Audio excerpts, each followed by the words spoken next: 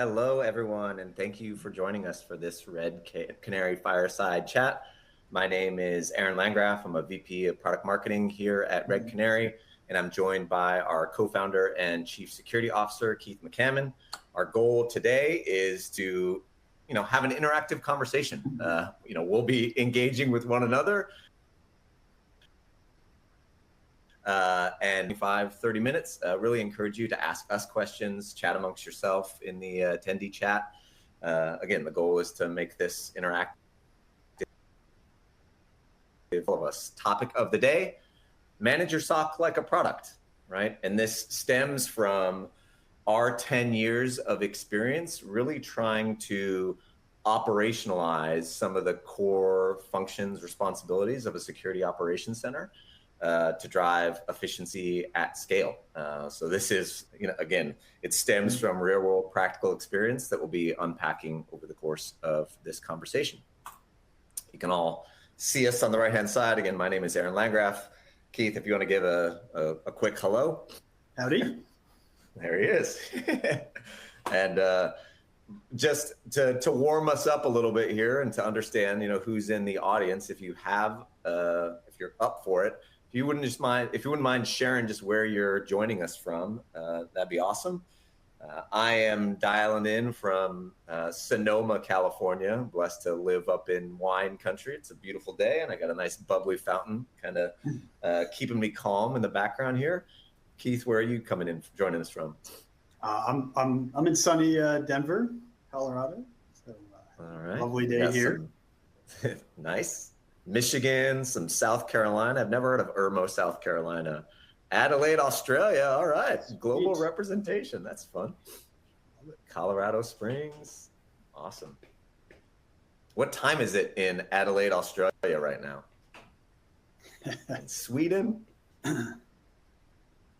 Nice. That's super cool. Well, that's cool. Be in Cincinnati here in a week or so. Indeed. Nashville, Tennessee. All right, awesome.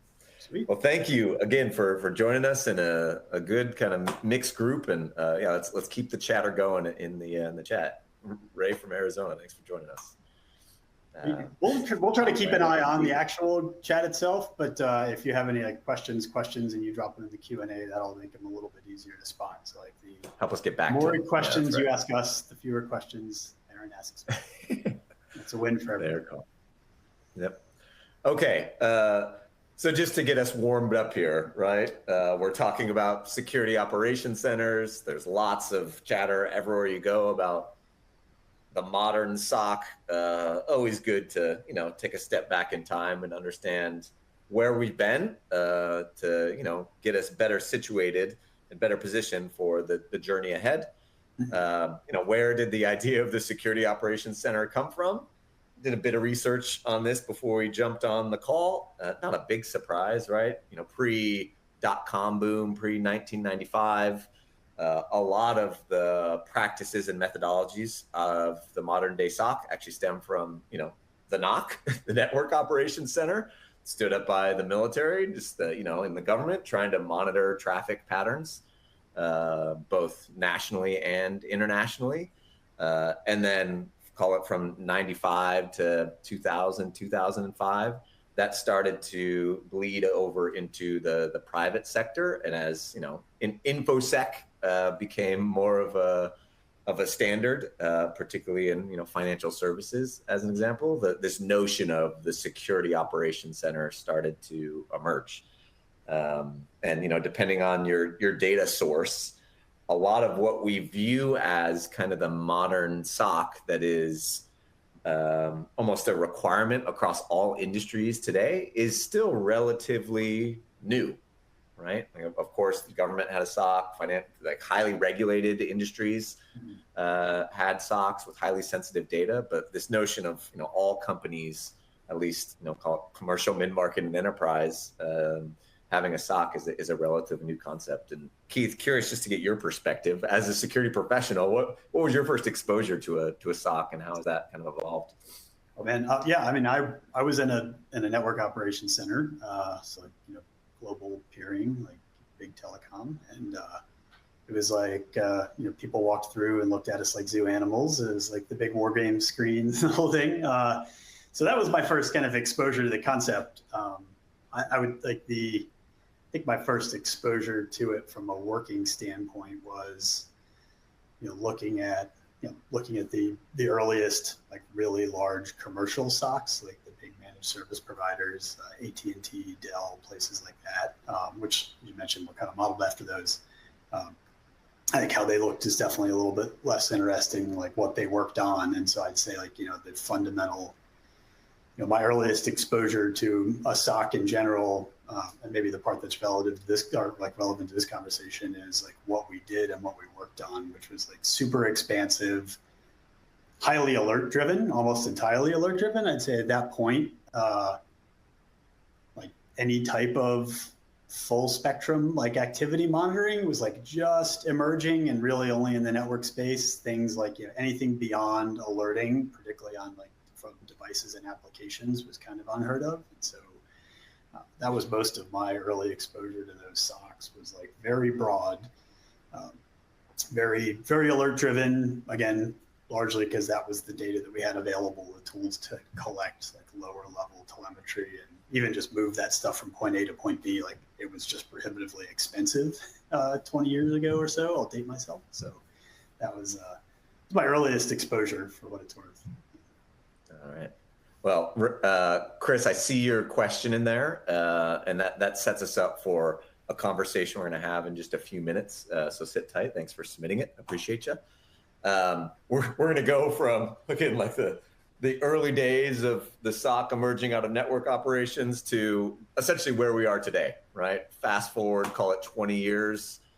COVID impacted everybody on this call in one way or the other, and perhaps specifically in the context of this conversation, it forced us to learn how to work remotely and really accelerated a lot of the digital transformation work that was already ongoing, right? So, Keith, when you look at the SOCs and the teams that you are interacting with today, what do you feel are like some of the biggest shifts that have been made over the last, call it 3 years or so, inside of COVID and now call it post-COVID? Yeah, I would say the single biggest shift where I kind of left off was just the proliferation of all the different technologies that we have to monitor now. So attack surface is both like rapidly expanding, but also like in a lot of ways, like thinking through like SaaS applications, stuff like that, also increasingly opaque. So like we have more things to monitor, but on like, a Windows system or a Linux system where you can look at the thing, you have relatively full control over it, you can instrument it in all these ways. I'd say a lot of our attack surface now is like very unique in that the signal we get from it is the signal that the vendor chooses to give you. And sometimes that may be alert driven. Sometimes you'll get lower level activity data that you can use. So I'd say that's one, that's probably like the driving or prevailing change. And the consequence of that is just that we have, and this is a blessing and a curse, like we have orders of magnitude more data available to us today. But the flip side of that is, you have to have the time, capacity, money to like store that stuff, process it. You also have to know what questions to ask of that data. You have to be able to run those investigative leads to ground. And so I'd say those are the two prevailing shifts. There's a whole bunch to unpack inside of that, but I'd say capturing full network data, which has been around for far longer, and then full like more complete activity data from devices and endpoints. Like those two things, I think, have been the biggest driver of workflow change, just because you do have all this context available, you have all this opportunity from a detection standpoint that's available to you, but like figuring out how to leverage that and get value from it day after day can be a little bit challenging. Yeah, coming fresh out of RSA, I sat through a research presentation by 451 Research, and they shared their latest findings, which are that in any given day, right, they sent out this survey to a number of security professionals, and any given day, more than 50% of security professionals are unable to respond to more than half of their alerts, right? So there's just so much noise out there that we're actually responding to less than half of, again, all the signal that's coming at us for a number of reasons, right? They could be false positives. It could just be lost in the noise, quite literally. You don't have the time, resources, or skill to act on that data, on those signals. And that's, foundationally one of the things that we're going to talk about as to why we need to change our operating model, and give you some early insight as to how you might be able to do that within your org. So we kind of hit on, the attack surface expanding. I think the other thing that's top of mind for me, and was top of mind for a number of the folks that I chatted with at RSA, is, hey, what are we going to do in the context of, call it generative AI, the context of automation, right? There's other things that could work to our advantage, but that are also introducing potential new attack surface. Keith, what in your more recent conversations, are those things coming up for you too? Yeah, I mean, everyone wants to talk about generative AI, naturally. Yeah.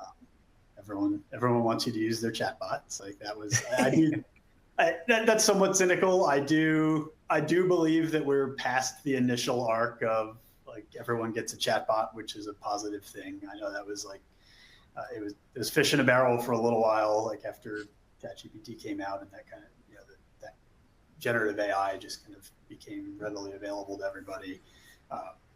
Yeah, it definitely dominates the discussion. I think, to the point of, looking at kind of Chris's question, which it took me a minute to parse, but also, if you lump into that, into that kind of broader, line of questioning or way of thinking, like, again, tons of data, tons of signal available, but also tons of attack surface, and obviously, like, we're dealing with an adversary that's like highly motivated and they're iterating and shipping almost as fast as the security industry itself, or faster in a lot of cases. And so, so I'd say generative AI is, I think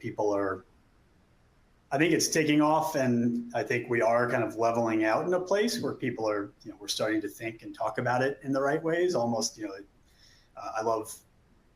I think, you mentioned this a while ago, and I've stolen it from you since, but they call it Copilot and not autopilot for a reason, right? And so, in the hands of like a skilled operator, it is an incredible tool for being able to make sense of a tremendous amount of data and contextualize that and analyze it and correlate it in ways that, we used to have to write scripts and custom software, or like learn a really esoteric rules language in order to do those things. And being able to do an increasing percentage of our work, and if you have an analytical mindset and understand the systems you're trying to protect, like being able to do more of that work and get answers to more of those questions, and like using natural language, far less interrupt driven. I do think it's a huge opportunity, and I think we're yeah, and actually related to this. So we have a question in here from Manuel, and he's asking about, the recipients of some of the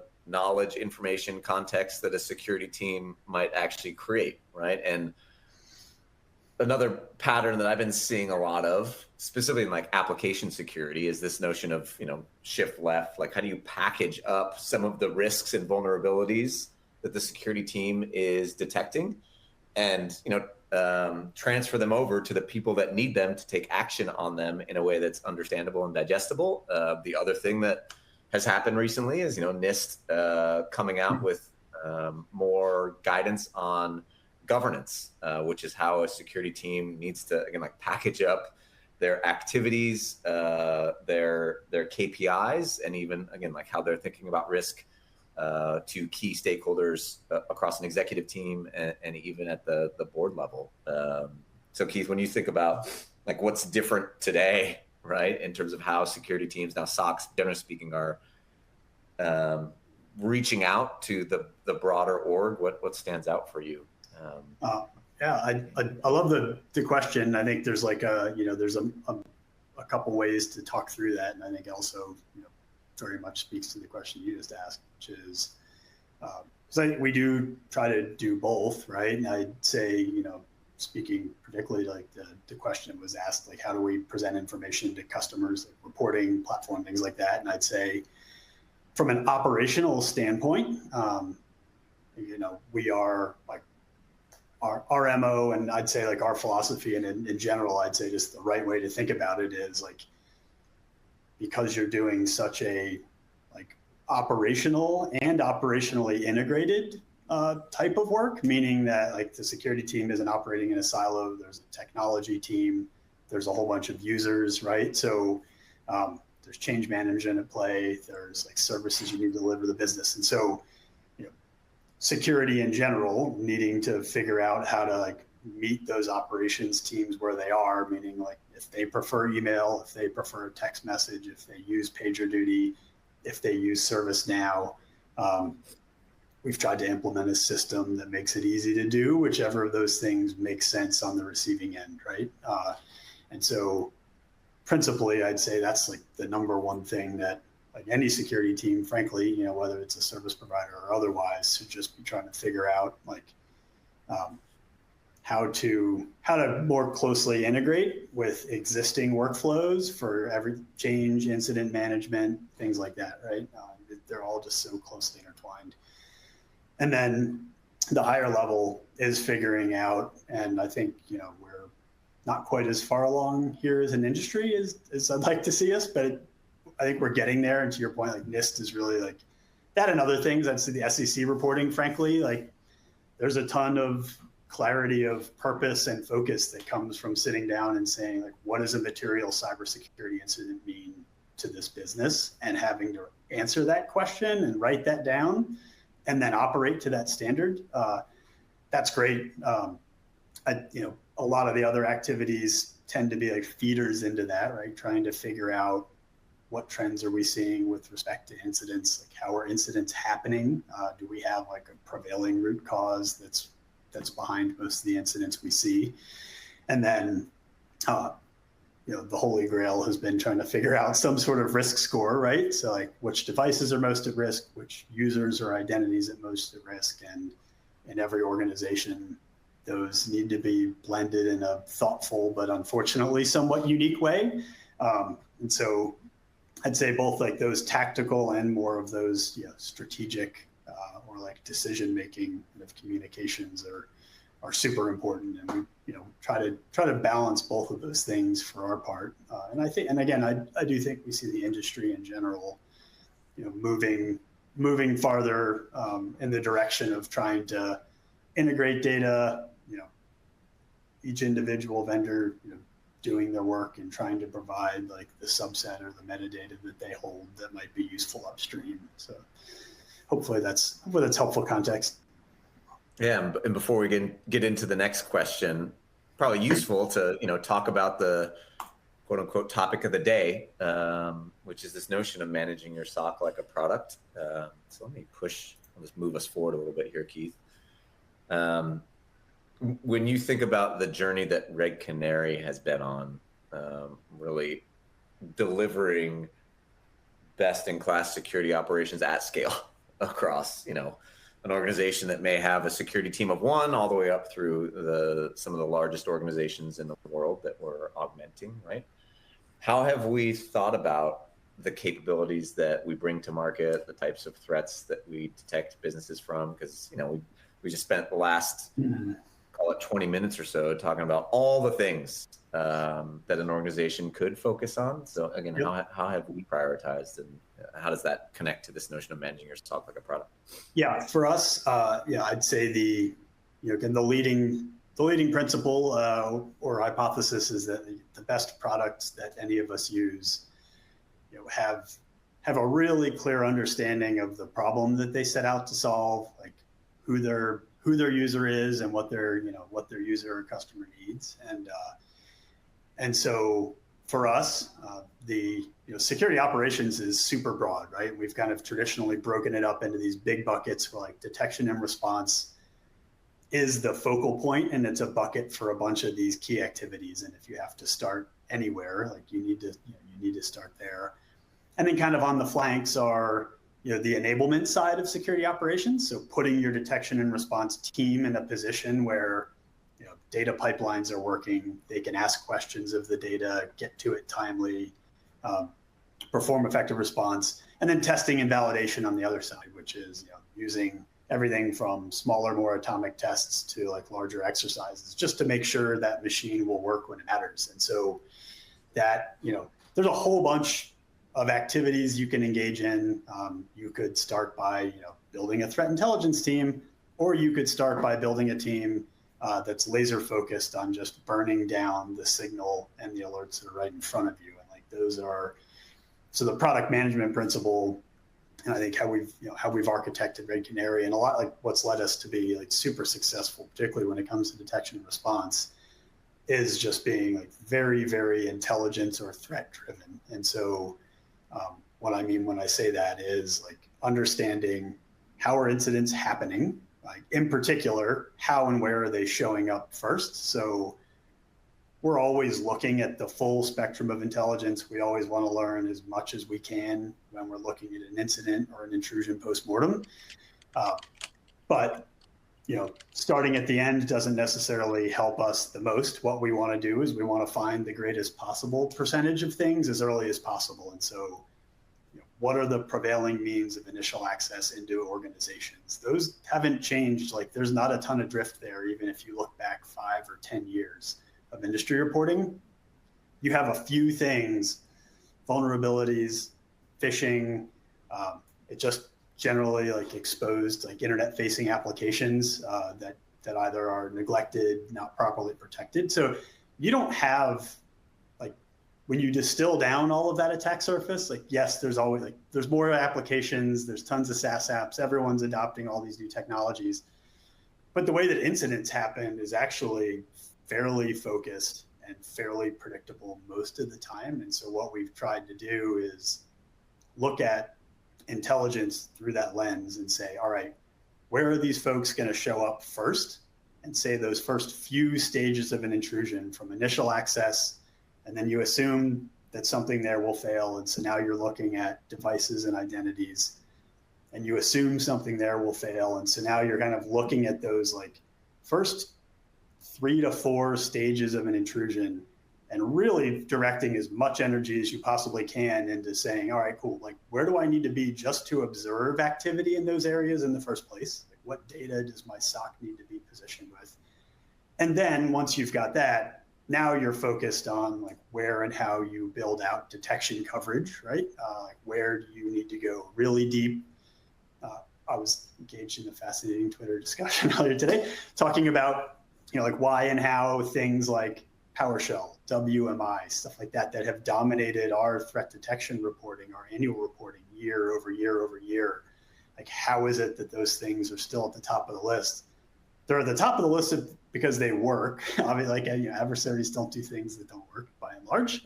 They're adaptive, but they're also like part of the reason they work is because these are fully featured programming languages, computer within a computer effectively. And so there's a ton of attack surface within PowerShell, within WMI, within any like standard shell or like scripting language on any platform. And so, from that perspective, like that product, that product management approach leads us to say, hey, we understand adversaries are going to show up in these few places. And when they land, they're going to do one of these few things. And so like, we try to build out as much visibility and as much depth of detection coverage as possible in those areas. It doesn't mean we're not trying to fill in the rest of the grid eventually, but we're optimizing super, super heavily for making sure that we're in a position to see as much activity as soon as possible, and then directing a ton of energy into not missing that early stage activity in particular. Like if we let them get beyond the early stage, like we're really we're kind of upside down at that point, and that's effectively trench warfare. And I like to remind everyone that's like a battle you're not always guaranteed to win, right? So we want to work really, really hard and like apply that product mindset. Say, hey, like what's the most acute problem? Where do I need to be to meet it? And take a really, really tight like feedback-driven loop between the detection team, the intelligence team, the customer, right, or the organization that's on the receiving end of this, who can often help us kind of fill in some of those gaps that we might not have seen. So that, long answer to a short question, but I'd say that's philosophically how we've tried to instrument and implement Red Canary in our security operations team. And it works. Like, it works exceptionally well.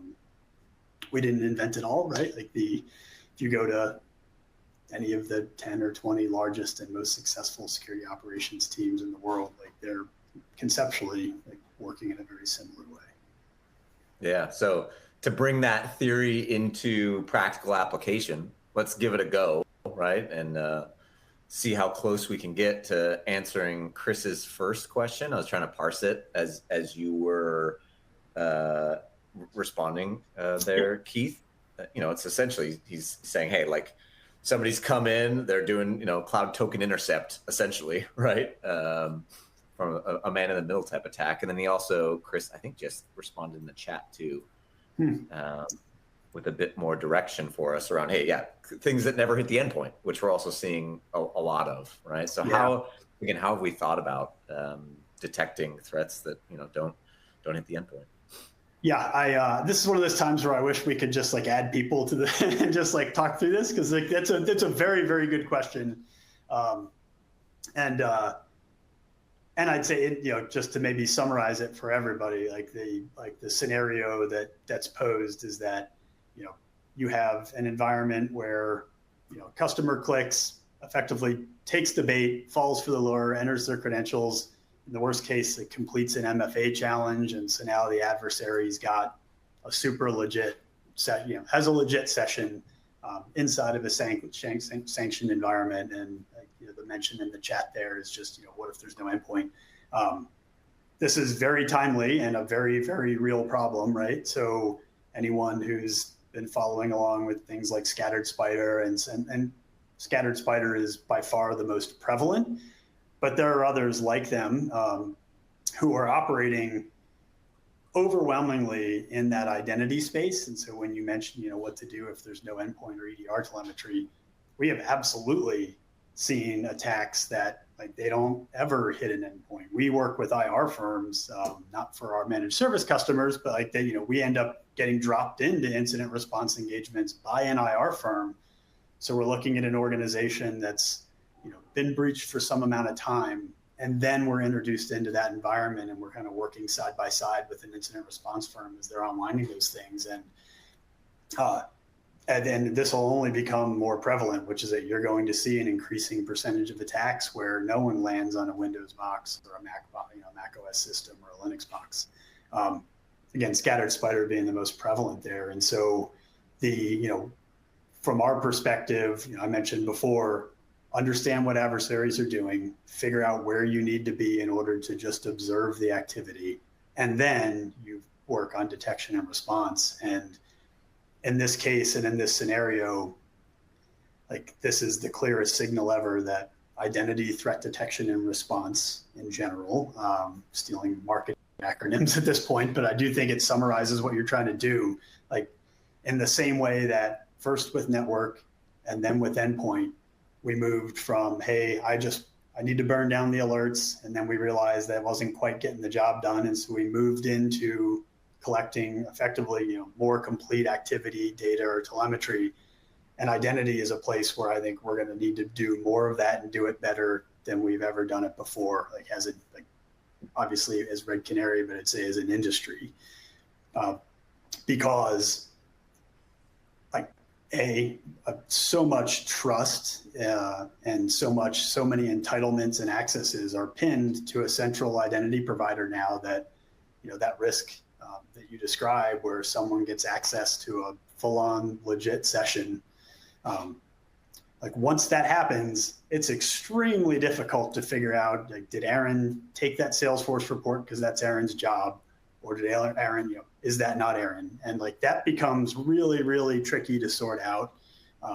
Requires a lot of business context. Sometimes just requires that you go ask the person. So those, I'd say that identity threat detection and response thread, and understanding that, the way I've talked about it with our product team and the way our product team has thought about it internally is pretty much everything that we do from a security operations standpoint from this point forward is going to be 80% identity threat detection, identity context. And then there's going to be a little bit that's very environment specific. And what I mean by that is, like, if you're trying to protect an AWS environment, most of that, when you think about it, is like, which identity is doing this thing? And is this thing, you know, normal pattern of activity? Is it patently bad, or is it, you know, or is it just anomalous in some way? And so, but very little of, you know, it's almost like the last mile of that is very specific to AWS. And you can take that same analogy and you can say that same thing about Workday, like, you know, or, you know, any ERP system, right? Like, so much of our understanding and our early warning and our ability to detect and respond is going to be identity based. And then we're going to take, like, we're going to apply that to use cases in different environments, right? And that's, it's extremely challenging. Largely just, you know, rewinding to the beginning, we don't have complete logging. We don't have, like, verbose activity data coming from all these applications.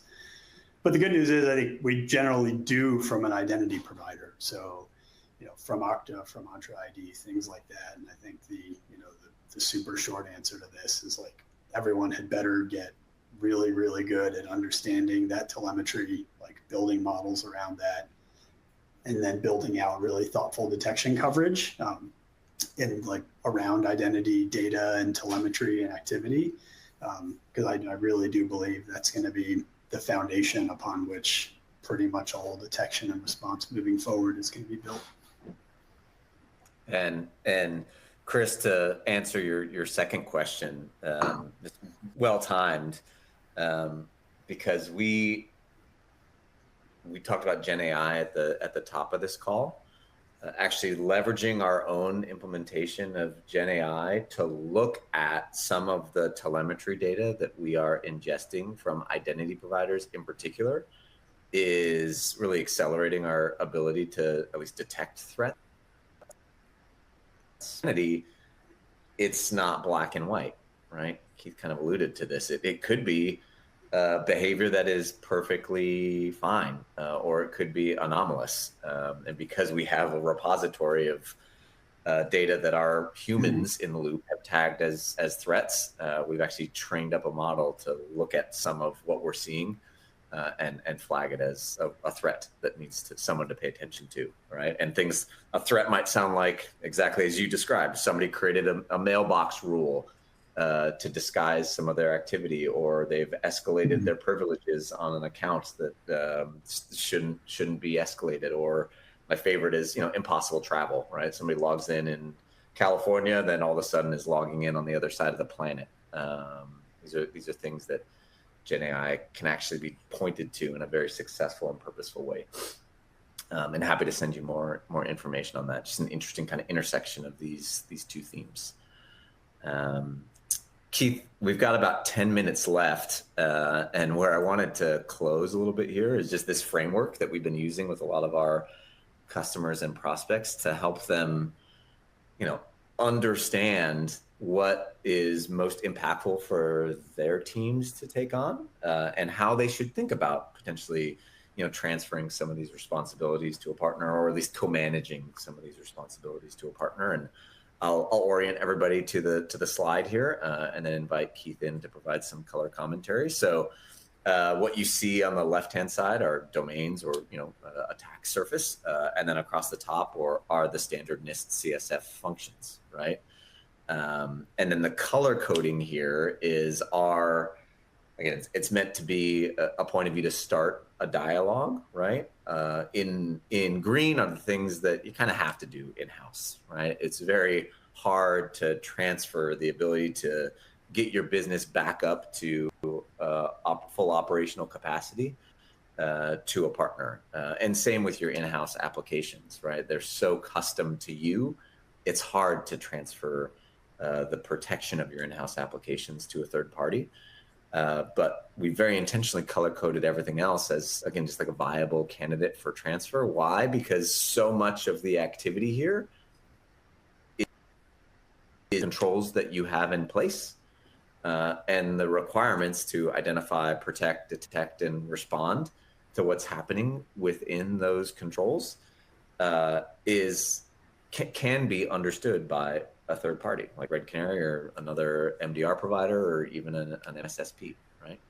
I'd like to interrupt this broadcast. Is everyone, I'm not sure, I don't think I'm seeing the chart that you intend, Oh, but sorry. I'm not sure if that's, yeah. There you go. Thanks. Forgot to click the push button. Oh, I did that whole orientation and the slide wasn't available. And now everyone was paying close attention to you and has a moment to catch up on the vision. Yeah, good. So I'll repeat myself quickly. Sorry about that, folks. So domains on the left-hand side, NIST CSF functions on the right-hand side, and then you can see the color coding here of what is a viable candidate for transfer or co-management, and then green is what you do in-house. Again, it's meant to be a backdrop for a conversation, both for you to have internally with your teams, and then also for you to take and engage in dialogue with your partners. And what it ultimately boils down to from our experience is it becomes a conversation about how to get the most out of your people, right? Our people are such a precious resource. And no matter which direction you turn, most security professionals will tell you it's hard to hire, it's hard to train, and it's hard to retain in this market. So how do you take the resources that you already have and create rewarding career paths for them, while also making sure that they're having a significant impact on your security posture? And then where can you bring in additional resources who have expertise that you might not be able to access or hire or train? Aaron, do you have the security operations, like just kind of I'd say like maybe the more foundational slide? Yep. Just to kind of introduce that concept. Yep. Prior to that, even yep, there we go. I wanted to put this up because I do think, we're kind of asking questions about like how do you detect things like in some of these. It's weird to call like cloud or SaaS an emerging technology, but I do think like as an industry, it's emerging in the sense that it took us 30 years to figure out, how to get okay at securing a Windows system. And so, using that as kind of a yardstick, like we're a world away from really understanding like SaaS applications and cloud control plane as an industry. But I wanted to put this up because, when you show that kind of matrix before, that just shows these same technology domains and then, kind of expands them out into the different operational activities you have to engage in. I found this one to be super instructive and have been stealing this from Aaron just to workshop with some of our customers, just sitting there trying to figure out, hey, like where is the yellow line for you? Like what are the technologies that you feel like your team and or your service providers or partners understand well, in the sense that you do understand the threats, you do feel like you have visibility and access to the data, and you have some confidence in your ability to detect and respond. And then just it's a good exercise if you just kind of like forget about the labels that we have in there and put those in for yourself and say, hey, cool, we feel really good about network, we feel really good about endpoint, maybe we feel really good about email, and then figure out where the rest of those things rank. And I think that's a super useful exercise when you're planning security operations. And it doesn't really matter whether you're going to build it all in-house, whether you're going to outsource all of it, or in the more common cases for most enterprises, you're going to have effectively a shared responsibility model for security operations, where you're going to take the best that your team can do, you're going to take the best products, you're going to take the best service providers or partners, and you're going to stitch that together. But I think starting with something like this for yourself, like we should like make the version of this that everyone can just download and fill in, because it is really instructive to just have an honest conversation about like where is the line for you and your internal team, and that will help you figure out, okay, these are the product areas we need to invest in. If you are going to look to like managed service provider, MDR provider, that'll help guide you, help you, understand the questions to ask of them. Again, at the end of the day, you're trying to figure out, how to complete as much of that grid as possible so that each of these technology domains is met with some level of operational rigor when it comes to detection and response. So hopefully that's useful, kind of just like framing or lead into that broader matrix. Yeah, it's useful to it ties back to this notion of manage your SOC like a product too, because as a former product manager, now turned product marketer, I feel like a couple times a year where a product manager is having the build versus buy conversation, right? Like what is appropriate for us to do ourselves based on what, is going to be impactful for the customer, and where can we, if not buy, right? There's, open source libraries that we can draw in on, et cetera. So. Yeah, super helpful. Thank you. Yeah. Well, we've got 3 minutes left. So if folks haven't had a chance to ask a question, encourage you to do so now. And in the meantime, I'm going to throw up a poll question just real quick. Make sure I push that one, actually. Wanted to get a bit of data for our purposes on which topic of these three would be most interesting for y'all based on, again, what we discussed today. Coming, again, fresh out of RSA, I certainly felt the noise around managed detection and response, and how there's different flavors depending on the vendor that you're talking to. So A would be, again, just like a 101 type overview on what to expect from MDR vendors. B would be specifically, the types of capabilities that we provide to our customers.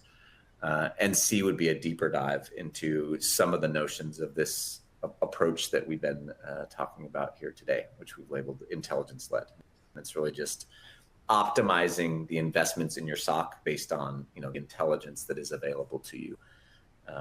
And how effective you are operationalizing that intelligence. And Keith said a few things if you didn't catch, are really important for us, and like even how we structure our team, right? Like sitting the intelligence humans and the detection engineers either side by side or having them be one and the same person has really created some efficiencies at scale for us.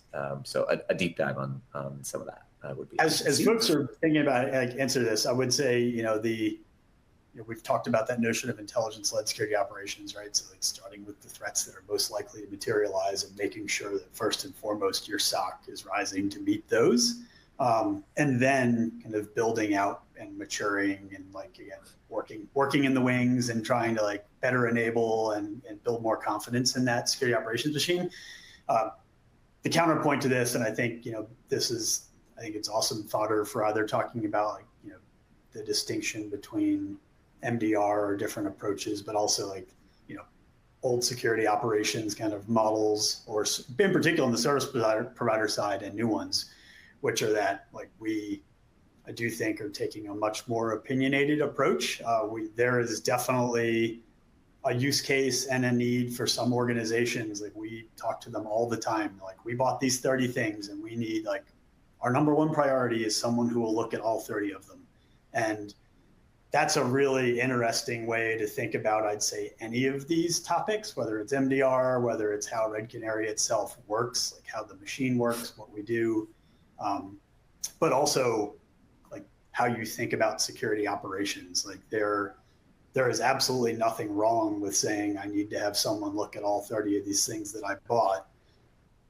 But I would take a pretty hard line there and say you're not solving a security operations problem at that point. And that's okay. It's just a very different problem space, right? And so, when you're thinking about a SOC or, thinking about how you architect it and thinking about what you need, I would push really, really hard on that, and just understanding the distinction between going super broad and being really optimized for, keeping eyes on everything. That does come at a cost, which is that no one can be great at 30 things. But I'd say, again, that's also fundamentally that is much more of a, compliance, data engineering. There's a whole bunch of disciplines that kind of feed into that, and maybe a whole bunch of business requirements that are met by that, but not necessarily security operations first. So. Awesome. Well, with that, we are at time. So thanks everybody for the questions, the good engagement. Really appreciate it. Appreciate you, and look forward to having you join us on the next Red Canary webinar. And thanks, Keith, for being such a great guest panelist. Always appreciate it. Yeah. Yeah, thank you very much. Appreciate it, Aaron. Thank you all. This is yeah, awesome discussion. And any of the questions, if there's some late questions, we'll try to get to them via the blog or social if we can. So cheers.